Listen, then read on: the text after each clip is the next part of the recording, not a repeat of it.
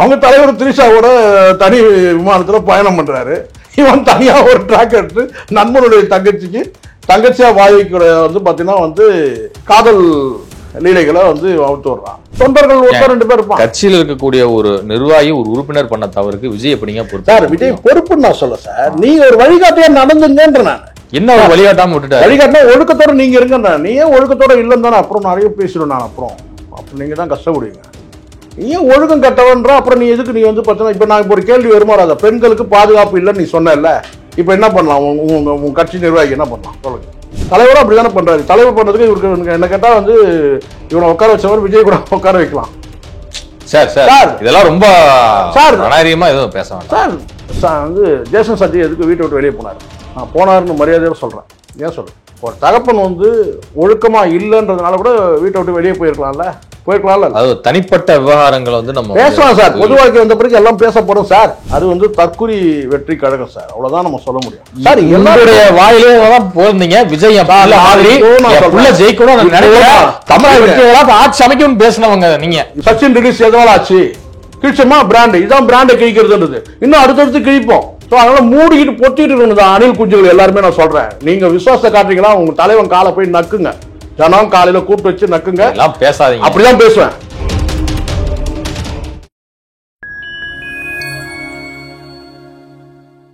Fine time media நேயர்களுக்கு வணக்கம். நான் உங்கள் சங்கீவன். நம்ம சிறப்பு நிகழ்ச்சியில் நம்மோடு இணைந்திருக்கிறார் பத்திரிகையாளர் சேகுவராஜ் ஜெய்சங்கர் அவர். வணக்கம். வணக்கம் குகன். சமீபத்தில் தவேகாவில் உறுப்பினராக இருக்கக்கூடிய விஷ்ணு அப்படிங்கிறவர் வந்து தொடர்ந்து சோசியல் மீடியாவில் தவேகாவுக்கு ஆதரவாக பல்வேறு விஷயங்களை வந்து கருத்துக்களை பதிவு பண்ணிட்டு வந்திருந்தாரு.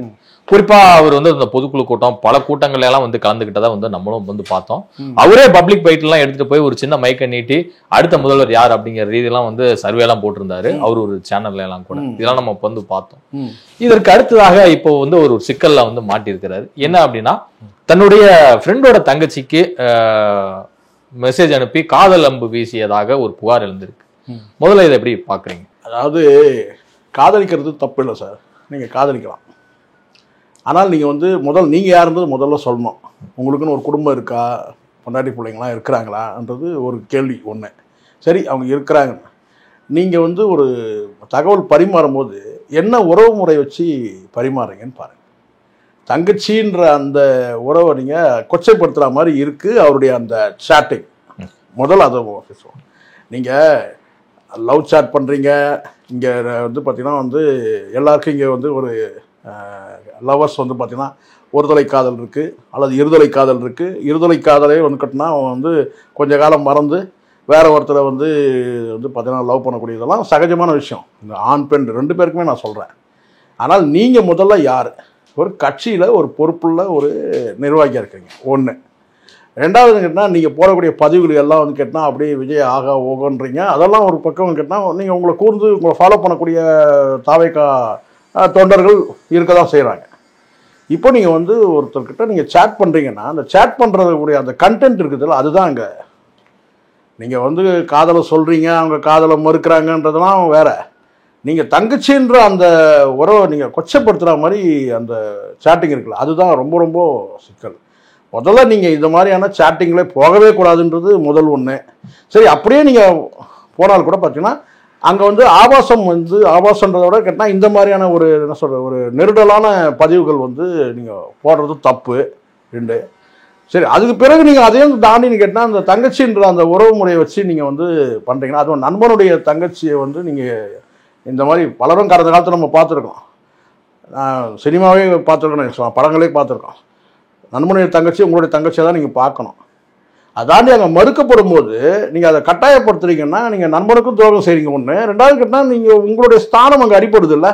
கட்சியில் ஒரு நிர்வாகியில் நீங்கள் பொது வாழ்க்கையில் வந்தால் நீங்கள் சுத்தமாக இருக்கணும் சார். அது அவங்க தலைவருக்கே இல்லை, என்ன செய்ய முடியும்? உண்மைதானே சார்? உண்மைதானே? அவர் வந்து ஆதாரம் இல்லாமல் தேவையில்லாம ஆதாரம் இல்லாமல் அதெல்லாம் கிடையாது. ஆதாரம் இல்லை, கரெக்ட். நான் சொல்ல கரெக்ட் இல்லை கோகன். நீங்கள் வந்து டென்ஷன் ஆகுறீங்க. நீங்கள் தலைவருக்கே இல்லைன்னு சொன்னோடனே நீங்கள் உண்மைதானே இது? அவங்க தலைவர் திரிஷாவோட தனி விமானத்தில் பயணம் பண்ணுறாரு. இவன் தனியாக ஒரு ட்ராக் எடுத்து நண்பனுடைய தங்கச்சியாக வாய்க்கிற வந்து பார்த்தீங்கன்னா வந்து காதல் லீலைகளை வந்து அவுத்து விடுறான். ஸோ பெரிய வித்தியாசம்லாம் ஒன்றும் கிடையாது. தலைவன் எவ்வழியோ தொண்டன் அவ்வழி. அப்படிதான் இதை நம்ம எடுத்துக்கணும். ஏன் ஒரு ஃப்ரெண்ட்ஸ் எல்லாம் இருக்கவே மாட்டாங்களா? சார் நான் ஃப்ரெண்ட்ஸ் சார், நீங்க மறுபடியும் மீண்டும் கூட இல்ல பசங்களுக்கு பாருங்க நட்பு, பெண்களுக்கு என்ன தெரியுமா, ஆண் பெண் நட்பு. முதல்ல அந்த பையன் பேர் என்ன சொன்னீங்க? அந்த பையன் பேர் என்ன சொன்னீங்க? விஷ்ணு. விஷ்ணு. அது இப்ப வந்து விர்ச்சுவல் வாரியர் விஷ்ணுன்னு வச்சிருக்காரு சார். விஷ்ணு வாரியர்னு வச்சு, அதுதான் வாரியர் சொன்ன உடனே அடுத்த நாள் கச்சேரி ஆயிடுச்சு. பாத்தீங்கல்ல, எப்போ வந்து அந்த சோசியல் மீடியால வந்து வாரியர் போட்டாரோ அப்பவே இங்க வாரியர் ஆயிட்டான். இங்க ஒருத்தர் வந்துட்டான். சொன்னா என்ன, நான் இப்போ நான் சொல்றேன், நீங்க காதல் சம்பந்தம் வந்து காதல் கடிதம் கொடுக்கூடாதா, காதலிக்க கூடாதா, இது தனி மனிதனுடைய வந்து பிரைவசி தானே, அதெல்லாம் கரெக்ட். ஆனால் அங்கே நான் எனக்கு அதில் பிடிக்காத அந்த பையனை உட்கார வச்சு வந்து உழுக்கிறானுங்கன்னு வச்சுங்களேன், அதில் வந்து பார்த்தீங்கன்னா வந்து அவன் வந்து தப்பே செய்யலைன்னு வச்சுங்களேன், அவன் எதிர்த்து போராடுவான், நான் என்ன தப்பு பண்ணேன் அப்படின்னு. ஆனால் அவன் அந்த சேட் பண்ணதில் வந்து பார்த்தீங்கன்னா தங்கச்சின்ற அந்த உறவு வந்து கொச்சப்படுதா இல்லையா? நான் அதுக்கு மட்டும் பதில் சொல்கிறேன். சிக்கலே அங்கே தான் இருக்கு. நீங்கள் வந்து ஒரு காதல் விண்ணப்பம் கொடுக்குறீங்க, கடிதம் கொடுக்குறீங்க, வந்து லவ் மெசேஜ் அனுப்புறீங்க, அவங்க அதை அக்செப்ட் பண்ணுறாங்க, எதிர்க்கிறாங்கன்றதெல்லாம் செகண்டு. நீங்கள் என்னன்னு சொல்கிறீங்க, அதுவும் நண்பனுடைய தங்கச்சின்ற அந்த உறவு சொல்லி அதெல்லாம் நாகரிகமாக இருக்கா? அப்போது இந்த மாதிரி தான் நடக்கும். அதுதான் நான் சொல்கிறேன்னு கேட்டால் அங்கே வழிகாட்டுதல் சரியாக இல்லைன்ற நான். சார் இங்கே பல கட்சிகள் இருக்குது, எல்லா கட்சியிலும் வந்து இதெல்லாம் நடக்கலையான்னு ஒரு கேள்வி வரும். யாராவது ஒருத்தன் இப்படி தான் இருப்பான், அதை வச்சு நீங்கள் சொல்லிட முடியுமான்னு சொல்லிட்டு. ஆனால் தலைமை சரியா இருக்கான்னு பார்க்கணும். இங்க தலைமையே நான் ஏற்கனவே நான் சொல்லியிருக்கிறேன்னு கேட்டேன்னா, ஒரு பெரிய கட்சியோட ஒரு தலைவர் ஆயிட்டீங்க, நீங்க வந்து கீர்த்தி சுரேஷ் கல்யாணத்துக்கு வந்து தனி விமானத்துல வந்து நீங்க பயணப்படுறீங்க, இது முரணா இல்லையா? இது தப்பு இல்லையா? இது ஏன் ஒரு தோழியோட கல்யாணத்துக்கு போனா என்ன தப்பு? தோழியோட கல்யாணத்துக்கு நீங்க பொண்டாட்டியோட போங்க சார், அதுதான் சார் மரியாதை.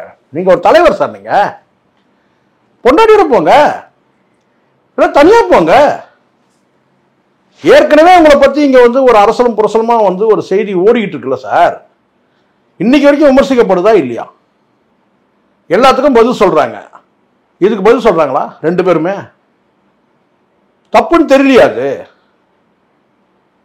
இது ஒரு மூத்த ஒரு மருத்துவர் காந்தராஜ சொன்னாரா இல்லையா? ஒரு மேடையிலே சொன்னாரா இல்லையா? பெண்களுக்கு பாதுகாப்பு இல்லைன்னு சொன்னது யார்? பெண்களுக்கு பாதுகாப்பு இல்லைன்னு சொல்றியாப்பா, நீ ஒரு தனி விமானத்தில் தன் நடிகையோட நீ போற, அது விமர்சிக்கப்படுதா? இன்னைக்கு இல்லை சார், அது அண்ணா காலத்துல விமர்சிக்கப்படுது. அப்ப நீங்க எவ்வளவு எச்சரிக்கையா இருக்கணும். அண்ணாவுக்கே அந்த சிக்கல் வந்தது, ஒரு நடிகை மையப்படுத்தி கேட்டாங்க. யோசிக்கணும்ல, நம்ம ஒரு தலைவர் ஆயிட்டோம், நம்ம வந்து ஒரு நடிகையோட தனி விமானத்தை போது நாளைக்கு வேணா போட்டோ எடுத்து போனா நீ எல்லாம் மூஞ்சி தெரியக்கூடாதுன்னு சொல்லி மாஸ்க் வேற போட்டுக்கிற. எவ்வளோ கொரோனா இருக்கு? கொரோனா இருக்கா? இப்போ எல்லாரும் மாஸ்க் போட்டிருக்காங்களா? ஏங்க ஒரு தனிப்பட்ட விவகாரங்களை வந்து பேசுவது தவறுங்க. பொது மேடையில் வரும்போது மாஸ்க் போட மாட்டீங்க, பப்ளிக் மேடையில் வரும்போது. ஏர்போர்ட்ல வந்து நீங்க போகும்போது வந்து பாத்தீங்கன்னா வந்து கார்ல ஏறும்போது கேட்டா மாஸ்க் போட்டு போறீங்கன்னா என்ன அர்த்தம்? ஒரு நடிகர் போகும்போது உங்க முகம் தெரியக்கூடாதுன்னு நீங்க நினைக்கிறீங்க. அப்போ நல்லா தெரியுது. இதெல்லாம் வந்து ஒரு நீங்க ஒரு பொது வாழ்க்கைக்கு வந்து நான் சொல்றேன், ஒரு நடிகரா இருக்கும் போது ஒரு ஸ்கேல் இருக்கு, இங்க தனி மனிதனா இருக்கும் போது ஒரு சில பிரைவசி இருக்கு. நல்லா புரிஞ்சுங்க, உங்களுக்கும் பொருந்தும், எனக்கும் எல்லாருக்கும் பொருந்தும். இங்க தனி மனிதனா இருக்கும் போது ஒரு ஸ்கேல், ஒரு பிரைவசி இருக்கு, ஒரு லிமிட். அதுக்கப்புறம் நீங்க கொஞ்சம் பிரபலமாகறீங்க, ஒரு முக்கிய நபரா சமுதாயத்துல ஒரு மதிக்கக்கூடிய நபரா ஆயிட்டீங்கன்னா அது வேற. அதை தாண்டி நீங்க வந்து ஒரு பிரபலமான ஒருத்தர் ஆயிட்டீங்கன்னா அப்போ வந்து அதுக்கான சில பிரைவசிகளை நீங்க எழுந்துதான் ஆகணும். உச்சபட்சமா நீங்க வந்து ஒரு நாட்டை நிர்வாகம் பண்ணக்கூடிய அளவுக்கு நீங்க வந்து நீங்க உயரத்துல நீங்க போறீங்கன்னா அப்போ நீங்க நிறைய விஷயம் தியாகம் பண்ணணும். இங்க சர்வசாதாரணமா நீங்க போற போக்குல வந்து நீங்க எப்படி வேணா நம்ம இருக்கலாம்னு நினைக்க முடியும். ஏன்னா பல விஷயங்கள் நீங்க சாக்ரிஃபைஸ் பண்ணி ஆகணும், தியாகம் பண்ணி தான் ஆகணும். அப்புறம் இல்லை நான் வழக்கம் போல நான் நடிகனாவே இருப்பேன்னு சொல்லணும். நீங்க தலைவர் ஆயிட்டீங்க, நடிகனை தாண்டி. இப்போ இதே நடிகர் விஜய் வந்து திரிஷாவோட பயணப்பட்டார் தனி விமானத்துல, கேள்வியே கிடையாது. அது அவங்க குடும்பத்தினருக்கு கவலை பண்ணணும், அவ்வளவுதான். ஆனா நீங்க நாட்டை தலைவராகிறீங்க, நாட்டை நிர்வாகம் பண்ற இடத்துக்கு வரீங்கன்னு கேட்டா அப்போ நீங்க வந்து ஒரு சில தியாகங்கள் பண்ணித்தான் ஆகணும். நான் எப்பவும் போல இப்பெல்லாம் சொல்ல முடியாது. நீங்க வந்து திரிஷாவோட தனி விமானத்தை போறீங்க, இவன் வந்து செல்போன்ல தனி ட்ராக்ல வந்து போறான். தப்பு இல்லையா? அது நீங்க சரியா இருக்கணும். மற்றபடி இந்த மாதிரி தொண்டர்கள் ஒருத்தர் ரெண்டு பேர் இருப்பாங்க. கட்சியில் இருக்கக்கூடிய ஒரு நிர்வாகி ஒரு உறுப்பினர் பண்ண தவறுக்கு விஜய் எப்படிங்க பொறுப்பு? சார் விஜய் பொறுப்புன்னு நான் சொல்ல சார், நீங்க ஒரு வழிகாட்டியா நடந்துங்கன்ற நான். என்ன ஒரு வழிகாட்டாம விட்டுட்டாரு. வழிகாட்டினா ஒழுக்கத்தோட நீங்க இருங்க. நீ ஏன் ஒழுக்கத்தோட இல்லைன்னு தானே அப்புறம் நிறைய பேசிடுவேன் நான். அப்புறம் நீங்க தான் கஷ்டப்படுவீங்க. நீ ஏன் ஒழுக்கம் கட்டவன்ற அப்புறம் நீ எதுக்கு நீ வந்து பார்த்தீங்கன்னா இப்போ நான் இப்போ ஒரு கேள்வி வருமாறாத பெண்களுக்கு பாதுகாப்பு இல்லைன்னு நீ சொன்னல, இப்போ என்ன பண்ணலாம்? உங்க கட்சி நிர்வாகி என்ன பண்ணலாம் சொல்லுங்க சொல்லுங்க சொல்லுங்க சார். பெண்களுக்கு பாதுகாப்பு இல்லைன்னு நீ சொன்னல, பிளைண்டா சொல்லிட்ட பெண்களுக்கு பாதுகாப்பு இல்லை. இதை இப்போ இவன் என்ன பண்ணலாம்? இப்போ புரியுதுங்களா? நாளைக்கு நீ ஆட்சிக்கு வந்தால் கூட இந்த மாதிரியெல்லாம் நடக்கும். எங்கேயோ ஒருத்தன் அந்த வேலையை செஞ்சுட்டு தான் இருப்பான். நடக்குதுல்ல சார், சர்வசாதாரணம். இதெல்லாம் வந்து பார்த்தீங்கன்னா எங்கேயோ ஒரு மூலையில எவனோ ஒருத்தர் செய்வான், அவன் எவனோ ஒரு கட்சியை சாதனம் இருப்பான். என்னென்ன பேச்சு பேசணும் அவன். நீங்க பார்த்தீங்கல்ல, ஜெயலலிதா வந்து தலைமைக்கு இருக்கும்போது இந்த மாதிரியான சில செய்திகள் வெளியே வருதுன்னு வச்சுக்கோங்க. இந்த மாதிரி நீங்கள் வந்து பல செய்திகள் ஒன்று கேட்டினா உடனே அடுத்த செகண்ட் வந்து கட்சியோட அடிப்படை உறுப்பினர் வந்து நீக்குவாங்க. நான் சொல்கிறேன், இப்போ இந்த செய்தி வந்து இந்த பையன் மாட்டினால இந்த செய்தி வந்து இத்தனையும் அவன் பிரபலமான வேற பிரபலமான பெண்ணோட மேக்கப் ஆர்டிஸ்டோட கணவன். நீ ஒரு குடும்பத்தோட இருக்கிற, சரிங்களா? பொண்டாட்டி பிள்ளைகளோட இருக்கிறியா இல்லையா? ஏன்னா இன்னைக்கு வந்து கல்யாணம் பண்ணா கூட பிரிஞ்சு வாழக்கூடியவங்கலாம் இருக்கிறாங்க, சரிங்களா? ஆனால் எப்படி இருந்தாலும் மனைவின்னு ஒருத்தர் வந்து கல்யாணம் பண்ணவர், அதுவும் பிரபலமான ஒரு பெண்ணோட நீ ஒரு கணவன். நீ அதன் மூலமா தான் நீ வந்து விஜய் கிட்ட ரீச் ஆகிருக்க முடியும்னு நான் நினைக்கிறேன், சரிங்களா? இல்லை அந்த கட்சியில கூட நீ பிரபலமாகிறதுக்கான ஒரு வாய்ப்பாக கூட இருந்திருக்கலாம், மனைவியோட ப்ரொஃபஷனல் கூட இருந்திருக்கலாம். ஆனால் அதுக்கப்புறம் நீ வந்து கேட்டா அந்த ஸ்தானத்தை விட்டுட்டு நீ வந்து ஒரு பெண்ணுக்கு வந்து நீ வந்து தங்கச்சி முறையாளனுக்கு நீ வந்து நீங்க இந்த மாதிரி கொடுக்குற விண்ணப்பம் கொடுக்குறீன்னா அதுவும் நெருக்கடி கொடுக்குறன்றது தெரிய வருது இல்லை? நீ காதல் உணர்வை வெளிப்படுத்துறன்னா நீ என்ன செஞ்சிருக்கணும்? இங்கே பலரும் கூட வந்து டைவர்ஸ் பண்ணிட்டு செகண்ட் லவ்க்கு போகிறாங்க. அதுக்கான சூஸ் பண்ணிட்டு நீ போனீங்கன்னா யாரும் ஒன்று கேள்வி கேட்க போகிறது இல்லைல்ல? இதான உண்மை. ஸோ கட்டாயப்படுத்தி ஒரு பொண்ணை வந்து அதுவும் நண்பனுடைய தங்கச்சி உறவுமுறை அங்கே கலங்கமாவதா இல்லையா? நீ யாருன்றது முதல்ல சொல். நீ யார்? ஒரு பெண்ணோட ஒரு கட்சிக்கு நிர்வாகி, இதெல்லாம் ஒரு பக்கம் இருக்கட்டும், இன்னொரு பெண்ணோட கணவனா இல்லையா? அதெல்லாம் நீ அப்போ வந்து உங்ககிட்ட அந்த அடிப்படை ஒழுக்கமே இல்லைன்னு போகுது. அப்போ அதுதான் நான் சொன்னா கோவம் வருது உங்களுக்கு. தலைவர் எப்படியோ தொண்டர் அப்படின்னு சொல்றேன், கரெக்டா நான் சொல்றது? தலைவரும் அப்படி தானே பண்றாரு. தலைவர் பண்றதுக்கு இவருக்கு என்ன கேட்டா வந்து இவனை உட்கார வச்சவர் விஜய் கூட உட்கார வைக்கலாம். சார் சார் இதெல்லாம் ரொம்ப சார் அநாகரிகமா எதுவும் பேச வேண்டாம் சார். தப்பு கிடையாது சார். அவங்க மகன் இப்போ நான் கேட்குறேன் நேரம், இப்போ நீ கேட்குறீங்களா? நான் கேட்குறேன் வந்து ஜேசன் சத்யா எதுக்கு வீட்டை விட்டு வெளியே போனார்? நான் போனாருன்னு மரியாதையோட சொல்கிறேன். ஏன் சொல்கிறேன்? ஒரு தகப்பன் வந்து ஒழுக்கமாக இல்லைன்றதுனால கூட வீட்டை விட்டு வெளியே போயிருக்கலாம்ல? அது தனிப்பட்ட விவகாரங்களை வந்து நம்ம பேசலாம் சார். பொது வாழ்க்கை வந்த பிறகு எல்லாம் பேசப்படும் சார். பொது வாழ்க்கைக்கு வந்துட்ட பிறகு பேசப்படும். பொது வாழ்க்கையில் நீங்கள் ஒழுக்கத்தை மெயின்டைன் பண்ணலன்னா பேசப்படும். என்ன ஏன் பேசக்கூடாது சொல்லுங்க? நான் தான் சொல்கிறேன்ல, நீங்கள் தனி விமானத்தில் மனைவியோட போனால் பேச்சு வராது சார். உங்களுக்கு இதுதான் எனக்கு இதுதான் சார். நம்மளாம் கூட எல்லாம் டூர் போகவே மாட்டாங்களா சார்? அப்படி கிடையாது சார். ஃப்ரெண்டு நான் மறுபடியும் நான் ஏற்கனவே உங்களுக்கு சொல்லிட்டேன். நீங்கள் காதல் உணர்வை நீங்கள் வெளிப்படுத்தக்கூடாதா? வெளிப்படுத்தலாம். நட்பை வெளிப்படுத்தக்கூடாதா? வெளிப்படுத்தலாம். ஆனால் அந்த ஸ்கேலில் நீங்கள் இப்போ இந்த தம்பி கல்யாணம் ஆகாதவராக இருந்தால் ஒரு பிரச்சனையும் கிடையாது. அந்த சைடில் வந்து பார்த்தீங்கன்னா நீங்கள் வந்து இந்த தங்கச்சின்ற வார்த்தையை நீங்கள் வந்து சாட்டிங்கில் சொல்லணும்னா பிரச்சனையே கிடையாது. ஒரு பொண்ணுக்கு வந்து காதல் விண்ணப்பத்தை வந்து கொடுக்குறாரு, லவ் ரெக்வஸ்ட் கொடுக்குறாரு, அது ஒன்றும் தப்பு கிடையாது.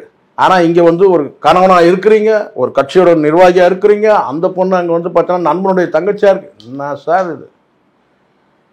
சொல்லுங்க, நியாயமா இது? யாருமே இல்லைன்னா நீங்கள் தாராளமாக வந்து ஒருத்தர் லவ் பண்ணக்கூடாதா? பண்ணலாம்.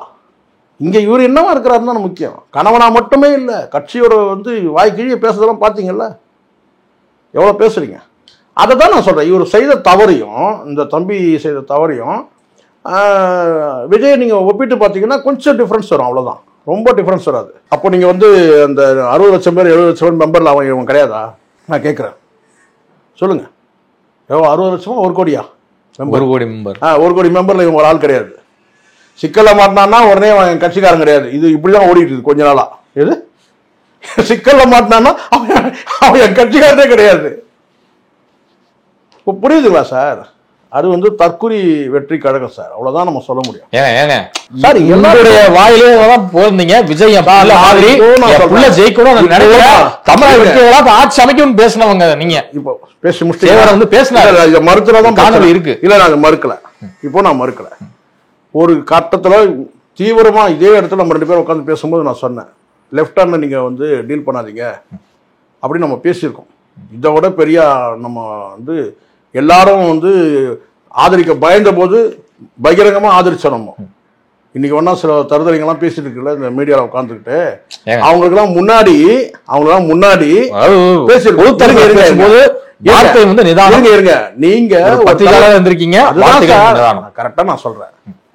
நீங்க ஒரு தலைவர்ன்ற அந்த கோட்பாட்டுல இருந்து நீங்க இறங்கும் போது நீங்க ஒரு தலைமைக்கு வரீங்க. தலைமைக்கு வந்துட்டு நீங்க அந்த கோட்பாட்டுல இருந்து நீங்க வந்து அந்த தலைமை பண்புல இருந்து அந்த கோட்பாட்டுல இருந்து நீங்க இறங்குறீங்கன்னு வச்சுங்க, எப்படி உங்களை ஆதரிக்க முடியும்? நீங்க சொல்லுங்க.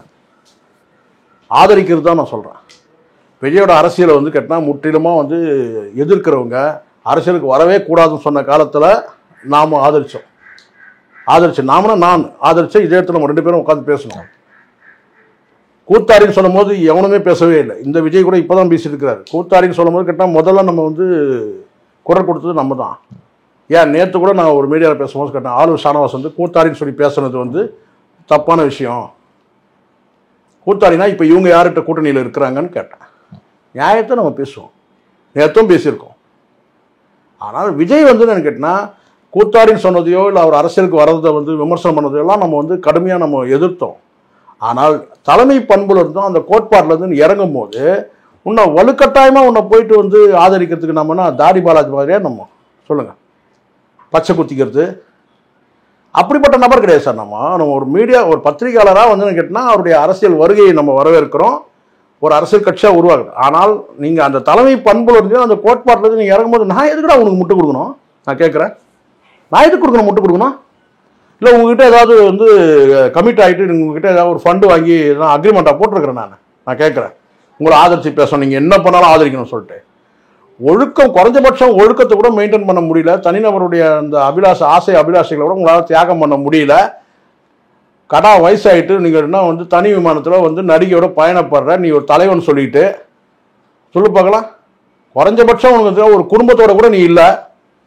எல்லா தலைவனும் ஒரு குடும்பத்தோட இருக்கிறாங்க, நீ ஒரு குடும்பத்தோட இருக்கிறியா? முதல்ல அதுவே இல்லை. முதல்ல உன் வீட்டுக்கு 2 ஓட்டு 3 ஓட்டுன்னு பேசுங்க. முதல்ல உன் வீட்டில் வந்து 4 ஓட்டு வந்து கன்ஃபார்மாக சொல்ல முடியுமா உன்னால?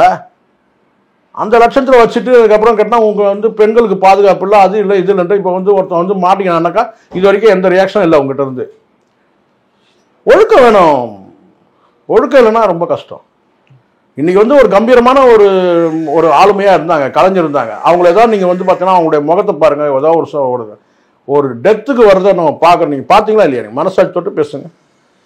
பாரதிய மகன் இறந்த போது வந்தாருன்னே சொல்கிறேன், மரியாதையாக சொல்கிறேன், வந்தார்ல விஜய் வந்தார்ல, முகம் எப்படி இருந்து பார்த்தீங்களா? அது முதல் ஷூட்டிங் போயிட்டு வந்திருக்காரு, ரொம்ப கலைப்பா. அதெல்லாம் பேசாதீங்க. அப்படியே முன்னாள் நைட்டெல்லாம் அப்படியே ஷூட்டிங் போயிட்டு டேரக்டா வந்திருக்கலாம். 10:15 மணிக்கு ஷூட்டிங் முடிஞ்சிடும்.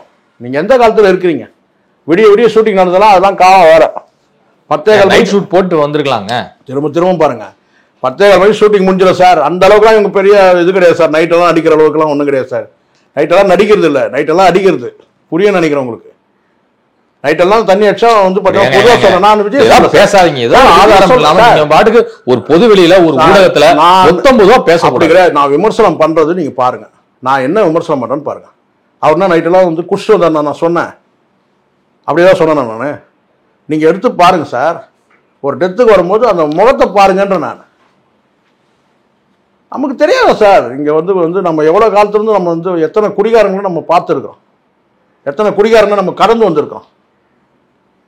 நம்ம பார்க்கலையா? நம்ம சும்மா அதெல்லாம் வந்து இப்போ இந்த குடிகாரன் விமர்சனங்கள்லாம் வந்து கடந்த காலத்தில் வந்து விஜயகாந்துக்கே வந்தது. விஜயகாந்தே சொன்னாங்க, விஜய் கலைஞரே வந்து சொன்னார். என்னன்னு கேட்டிங்கன்னா வந்து நான் வந்து சொந்தமாக கட்சி நடத்துகிறேன், இன்னொரு கட்சியில் வந்து நான் குடியேறலன்னு ஏதோ சொன்னார். இன்னொருத்தர் ஆரம்பித்த கட்சியில் நான் குடியேறலன்னு சொல்லிட்டு கலைஞர் விமர்சிக்கும் போது அப்போ கலைஞர் கேட்டார், குடி ஏறியதால் சொன்னாரான்னு சொல்லி கேட்டார்.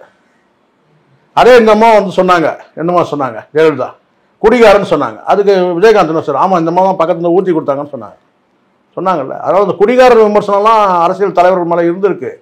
அதெல்லாம் உணர்ந்து ஒரு பொது இடத்துக்கு போகும்போது ஒருத்தர் இறந்துட்டாரு, அந்த டெத்துக்கு போது முகத்தை பார்க்கும்போது தெரியலையா சார்?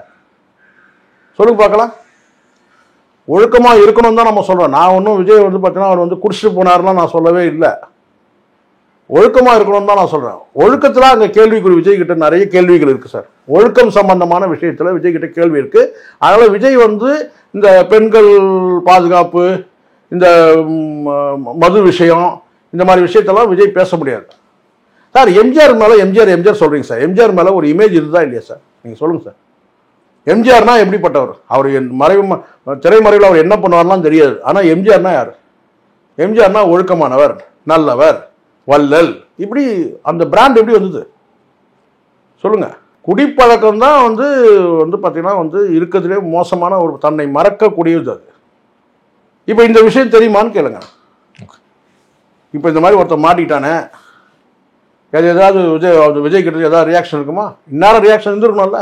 தூக்கி வெளியே தூக்கி அடிச்சிடணுமா இல்லையா? கட்சி விட்டு ஏதாவது ஒரு செய்தி இருந்தால் எடுத்து காட்டுங்க.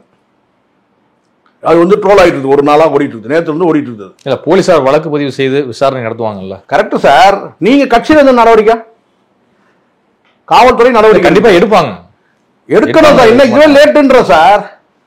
செய்தி வெளியாகி ட்ரோல் ஆகிட்டு இருக்கு சார். எனக்கு அனுப்புறதே யாரு நீங்க நினைக்கிறீங்க? எல்லாம் அணில் குஞ்சுகள் சொல்றாங்கல்ல, அவங்க தான். இப்படியெல்லாம் வந்து பேசக்கூடாது. ஒரு விஷயம் நல்லா புரிஞ்சுங்க. நீங்க என்ன விதைக்கிறீங்களோ அதை நடக்கும். நாம ஒரு அரசியல் ரீதியா வந்து ஒரு நாகரிகமா ஒரு பண்பாடோட வந்து ஒரு விமர்சனம் வைக்கும்போது நீங்க அதை எதிர்கொள்ள முடியாம இந்த அணில் குஞ்சுகளை விட்டு இவரை பாடி ஷேவிங் பண்ணலாம், இது பாடி ஷேவிங் பண்ணுறது, தாடியை கிண்டல் பண்ணுறது, முகத்தை கிண்டல் பண்ணுறது, இப்படிலாம் பண்ணிங்கன்னா இதுக்கு பேர் தான் தற்குறிகள்னு சொல்கிறது, தற்குறி தனம்ன்றது. இதுக்கெல்லாம் அசர மாட்டோம். நாங்கள் ஸ்ட்ரெயிட்டாக தலைவர்கிட்டே போயிடுவோம். இது ஐயோ யார் விமர்சனம் பண்ணுறாங்க, இது எந்த அணில் குஞ்சுன்னு சொல்லி தேடிட்டு போகிற வேலை நமக்கு இல்லை. நம்ம ஸ்ட்ரெயிட்டாக போயிட்டு தலைவருடைய பிராண்டே கிழிப்போம். எந்த தலைவர்? தாவேகா தலைவர் பிராண்டை கிழிப்போம். நம்ம இந்த அணில் குஞ்சுகிட்ட போய் சண்டை போடுற வேலை நமக்கு கிடையாது. ஒழுங்காக இருக்கணும். நேரடியாக சொல்கிறேன். விஜய் வந்து முதல்ல இந்த போக்கை நிறுத்தணும். இந்த அணில் குஞ்சுகளை விட்டு வந்து இந்த வாரியர், என்ன வாரியர்? கிருபானந்த வாரியரா? இது விர்ச்சுவல் வாரியர்ஸ். நான் கூட இது கிருபானந்த வாரியர்னு கேள்விப்பட்டேன். புரியுங்களா சொல்றது? இந்த விர்ச்சுவல் வாரியர்லாம் வந்து பார்த்தீங்கன்னா அடக்க ஒடுக்கமாக வச்சுக்கணும். இங்கே அரசியல் ரீதியாக விமர்சனம் பண்ணுறவங்கள, ஒரு நாகரிகமாக வந்து விமர்சனம் பண்ணுறவங்கள எதிர்கொள்ள முடியாமல் இந்த விர்ச்சுவல் வாரியர்களை வச்சு நம்ம பதிலடி கொடுக்கலான்னு சொன்னா விஜயோட பிராண்டை கிழிப்போம். எப்படி? என்ன படம் அது? சர்க்காரில் சொல்கிறார்ல, உங்கள் பிராண்டை கிழிக்கிறது தானே எங்கள் வேலைன்னு சொல்லிட்டு. அதனால் நாங்கள் வந்து உங்கள் பிராண்டை கிழிப்போம். ஸ்ட்ரைட்டாக எங்களுக்கு பத்திரிகையாளர் இப்படி பேசலாமா? அப்படிதான் பேசுவோம். பேசலாமா? அப்படிதான் பேசுவோம். முதல்ல ஒரு நாகரிகம் கெட்ட வார்த்தைகளால் விமர்சிக்கிறத நிறுத்தணும். முதல்ல விஜய் இந்த விர்ச்சுவல் வாரியர்லாம் வந்து கேட்டால் இந்த கெட்ட வார்த்தைகளை வந்து விமர்சனம் பண்ணால் இவங்கெல்லாம் மூடிக்கிட்டு போயிடுவாங்க அப்படின்னு. நாங்கள் பதிலுக்கு கெட்ட வார்த்தையை பயன்படுத்த வேண்டிய அவசியமே கிடையாது. எது விஜய்ன்ற அந்த பிராண்டை எப்படி கிழிக்கணுன்றது எங்களுக்கு தெரியும்.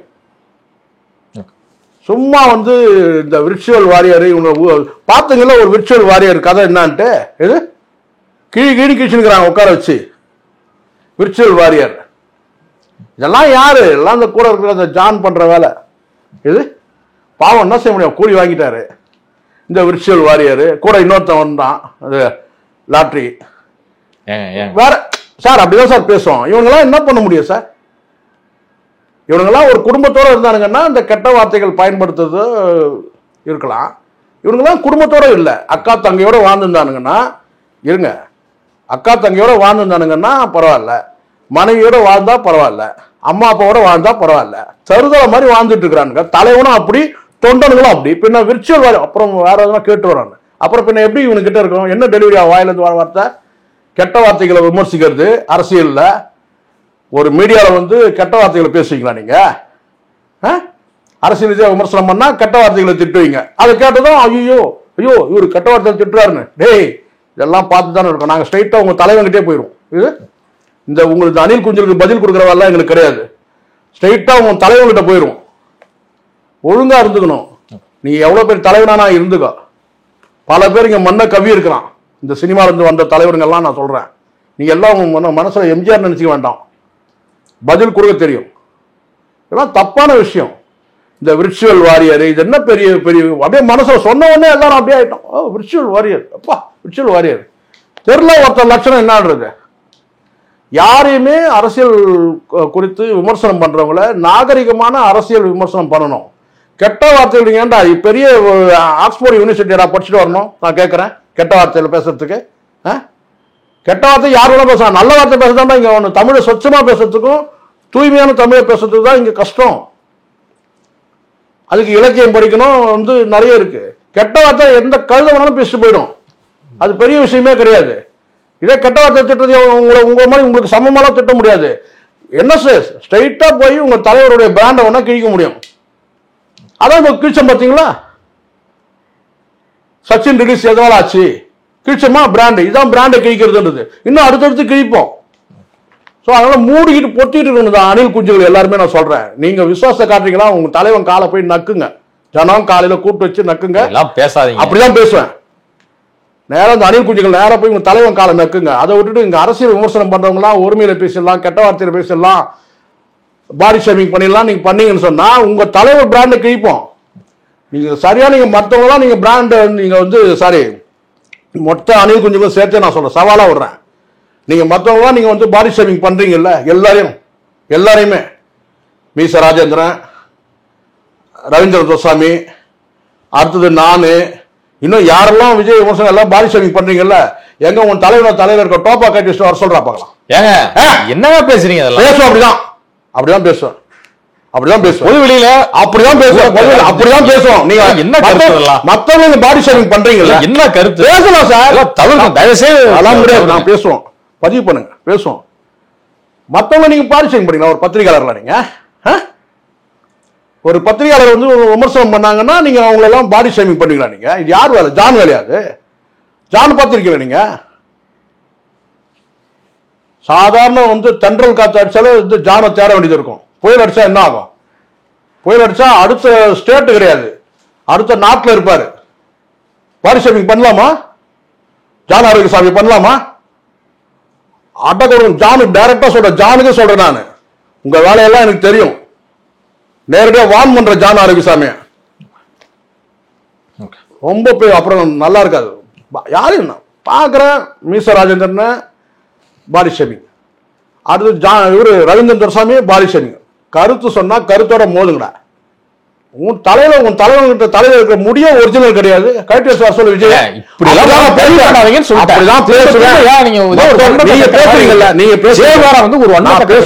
நான் பேசுவேன். மத்தவங்க நீங்க பாடி ஷேமிங் பண்ணக்கூடாது, அடக்க உடக்கமா வச்சுக்கணும். அதான் உட்கார வச்சு உரிக்கிறாங்க, தெரியல? உட்கார வச்சு உரிக்கிறாங்கல்ல. ஏன் என்ன பேச்சு தெரியுமா? ஒரு பேசுற பேச்சு எடுத்து போடுங்க. என்னென்ன பேச்சு? கொஞ்சம் இந்த பேச்சா பேசுது. இப்ப தெரியுது இல்ல, உங்க தலைவன் சொட்டையை வச்சுக்கிட்டு பெண்களுக்கு பாதுகாப்பு இல்ல, நிறைய லிமிட்டா போயிட்டு இருக்கேன் நான். பிராண்ட்ல தூளாயிரும்.